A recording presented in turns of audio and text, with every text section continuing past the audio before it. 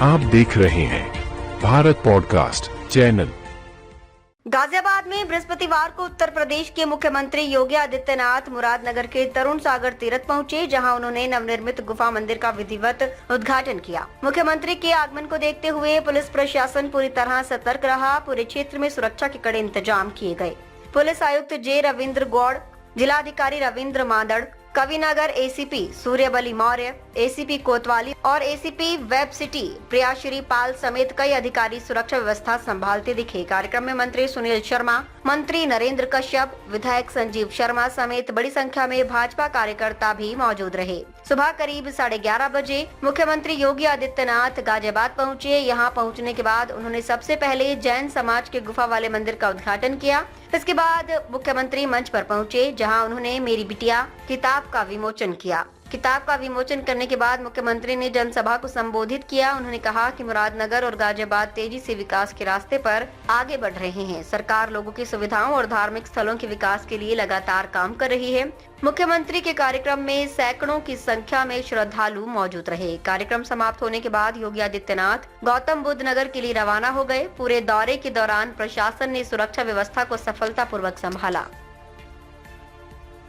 राजा भगवान ऋषभ देव जो प्रथम जैन तीर्थंकर थे, उनका स्मरण भी हर व्यक्ति बड़ी श्रद्धा भाव के साथ करता है।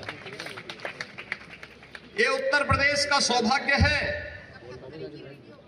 कि हमारे उत्तर प्रदेश में प्रथम जैन तीर्थंकर भगवान ऋषभ देव और अयोध्या में 4 ऐसे पवित्र जैन तीर्थंकर उसी अयोध्या की धरती में पैदा हुए। काशी जो दुनिया की आध्यात्मिक नगरी कही जाती है, उस काशी में 4 जैन तीर्थंकरों को अवतरित होते हुए दुनिया ने देखा है।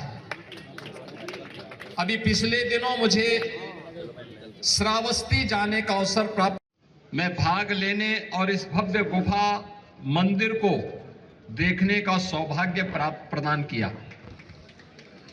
बहनों और भाइयों, भारत की परंपरा, भारत के ऋषियों, संतों, मुनियों और महापुरुषों के त्याग और बलिदान की एक महागाथा है। ये महागाथा उंगलियों में गिनने लायक नहीं, युगों युगों से यह गाथा विश्व मानवता के लिए एक प्रेरणा रही है। विश्व मानवता इस महागाथा का श्रवण करके, उससे प्रेरणा प्राप्त करके अपने आगे के भविष्य को तय की है। आगे बढ़ाने के लिए आज भी भारत के अंदर हमारी वे पवित्र उपासना विधियां उसी रूप में, उसी श्रद्धा भाव के साथ कार्य करते हुए इस व्यवस्था को आगे बढ़ा रहे हैं। अभी 3 दिन पूर्व यह हमारा सौभाग्य है, अयोध्या में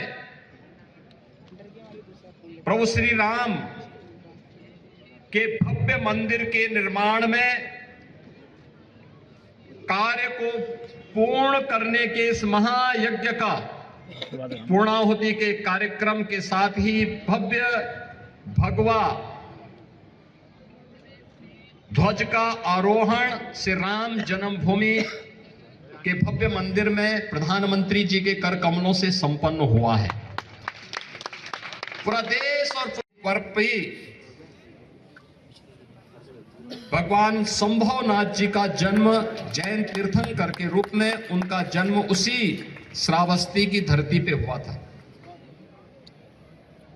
भगवान महावीर का जन्म यद्यपि वैशाली में हुआ, लेकिन महापरिनिर्वाण उन्होंने उत्तर प्रदेश के कुशीनगर के पावागढ़ में लिया था। और आज मुझे बताते हुए प्रसन्नता है कि हमारी सरकार ने उस फाजिल नगर का नाम जहां भगवान महावीर ने अपना महापरिनिर्वाण लिया था, उसे हम पावा नगरी के रूप में हम लोगों ने उसके नामकरण को आगे बढ़ाने की कार्रवाई को आगे बढ़ाया है।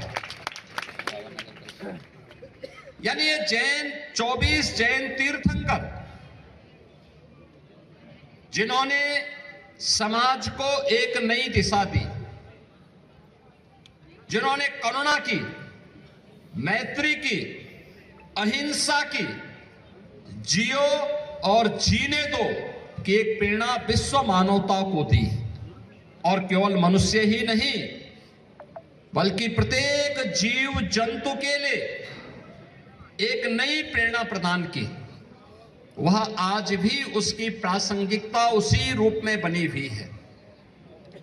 हमें इस बारे में जरूर